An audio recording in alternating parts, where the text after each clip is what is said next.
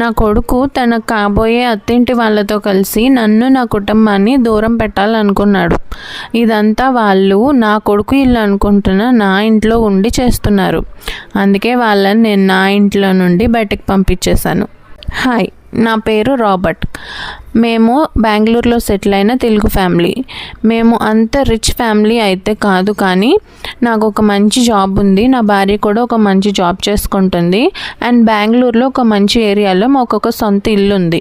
And కావాలంటే మేము వేరే సిటీలో ఒక సొంత ఇల్లు కొనుక్కొని అక్కడికి వెళ్ళి సెటిల్ అవ్వగలిగిన ఫినాన్షియల్ స్టేటస్ అయితే ఉంది. కానీ మాకేదో సొంత కంపెనీలు ఉండి లావిష్గా లగ్జరీగా బతికే అంత అయితే లేదు. బట్ మేము పర్వాలేదు. నా కొడుకుకి హైదరాబాద్లో ఒక మంచి యూనివర్సిటీలో ఇంజనీరింగ్ సీట్ వచ్చింది. తను అక్కడే బాగా చదువుకున్నాడు. ఇంకా జాబ్ కూడా తనకి అక్కడే వచ్చింది. సో తనకి అక్కడే వచ్చింది కదా, అటు ఇటు వెళ్ళి ఇబ్బంది పడడం ఎందుకు అని తనకి అక్కడే ఒక మంచి ఇల్లు అనడం కంటే అది విల్లా అనొచ్చు. విల్లాని తీసి ఇచ్చాను అనమాట.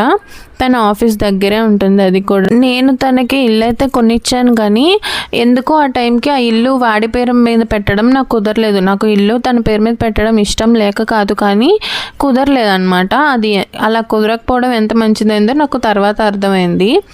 నెక్స్ట్ టైం ఏంటో తెలుసుకోవాలని ఉందా? అయితే కింద లింక్ ఉంది, క్లిక్ చేసి చూసేయండి.